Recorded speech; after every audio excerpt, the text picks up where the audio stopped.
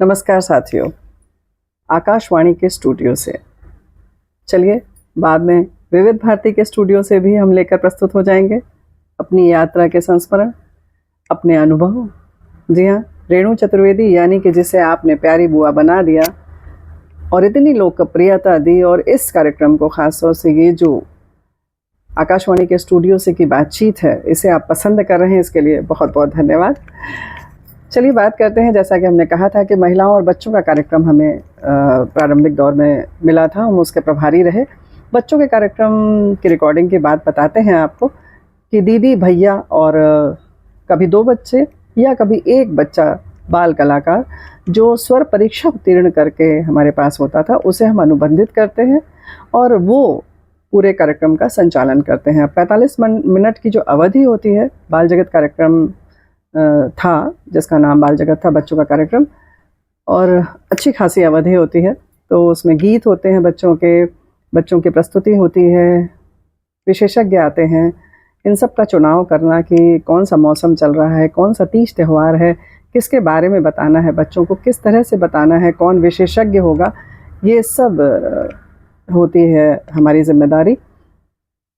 दीदी भैया और साथ में बच्चे, जी हाँ, पूरी एक नाटक जैसा पूरा तैयार करना होता था। ये आलेख हम लोग तैयार करते थे और उसमें बच्चियों की जो प्रतिभागिता होती थी वो सुनिश्चित करना, उनके भी संवाद लिखना, सब कुछ, और पूरा अभ्यास करवाना उनको बैठा कर। बहुत अच्छा करते थे बच्चे। तो किस तरह से भूमिका तैयार करनी है, कैसे विशेषज्ञ को इंट्रोड्यूस करना है, कैसे विषय पर आना है, ये सारी चीज़ें बहुत मायने रखती थी और उसी से एक कार्यक्रम का निर्माण होता है। तो अच्छी खासी उसमें मेहनत लगती थी, स्टूडियो में बहुत समय लगता था। लगभग 45 मिनट के कार्यक्रम की तैयारी से लेकर रिकॉर्डिंग तक में 2-2.5 घंटे लग जाते थे। आलेख उसके पहले तैयार हो जाता था। तो इस तरह से होता था। समय समय पर नाटक भी बनाए जाते थे, उसमें रूपक बनाया जाता था। और बच्चों की जहाँ तक बात बताएं कि बच्चे इतने प्रतिभावान होते हैं, और स्टूडियो में आने के बाद विशेष तौर से हमने कई बार देखा कि बच्चों में आत्मविश्वास बहुत जागता है। बहुत बच्चों में कहना चाहिए कि एक अलग तरीके की प्रतिभा जन्म लेती है। तो बच्चों को इस तरीके के चीज़ों से ज़रूर जोड़ना चाहिए और उनके व्यक्तित्व में निखार आता है। बच्चे अक्सर जो अतिथि कलाकार आते थे, बच्चे कलाकार तो नहीं कह सकते उनको, या जैसे कि अतिथि के तौर पर जो आते थे, कुछ भी कविता सुनानी हो, कोई चुटकुला सुनाना हो, कभी-कभी इतने छोटे बच्चों को लेकर उनके माता-पिता आ जाते थे कि उनको संभालना भी कभी मुश्किल होता था। कभी-कभी कुछ बच्चे ऐसे होते थे कि बहुत संकोची होते थे, तो वो कहते थे कि नहीं, हमारा बच्चा कुछ बोलेगा नहीं। तो हम कहते थे कोई बात नहीं, आप बैठा दीजिए अंदर। लेकिन वो पूरा माहौल जो होता था वो इतना सुंदर होता था कि वो बच्चा रिकॉर्डिंग के बीच में इतना प्रसन्न हो जाता था, उस वातावरण से इतना प्रभावित होता था कि वो कुछ न कुछ तो सुना ही देता था। तो ये एक वातावरण की जो बात है, कैसे बच्चों को वो उन्हें उपलब्ध कराया जाए, ये समझने वाली बात है। और बहुत अच्छी-अच्छी बातें बच्चे बोलते हैं। बच्चों के संग काम करना अपने आप में बहुत सिखा जाता है, सिखाया उसने बहुत कुछ।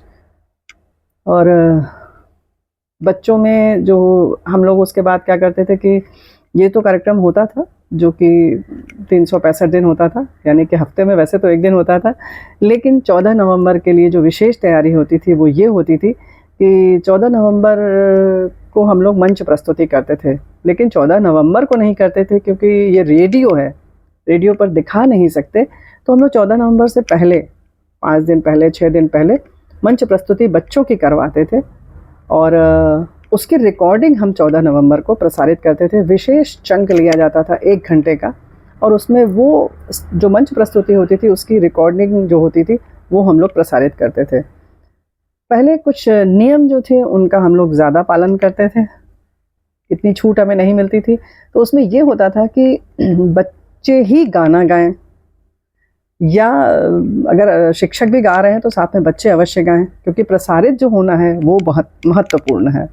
तो रिकॉर्डेड कोई भी हम लोग कैसेट वगैरह जो होते थे, तो हम लोग पहले आपको बता दें कि हम लोग स्कूलों को बुलाते थे, अनुबंधित करते थे कि स्कूल के बच्चे ही इतनी प्रस्तुति दे सकते हैं, क्योंकि करीब 5-6 तो प्रस्तुतियाँ होती थी, 1-2 शुरुआती यानी कि कार्यक्रम प्रस्तुत होने से मतलब पहला जो कार्यक्रम होगा वो अंतिम और बीच में हो सकता है, तो हमारा प्रयास ये होता था कि वो हमारे आकाशवाणी के जो अनुबंधित कलाकार हैं, जो स्वर परीक्षा उत्तीर्ण बच्चे हैं, वो कुछ प्रस्तुति अपनी दें।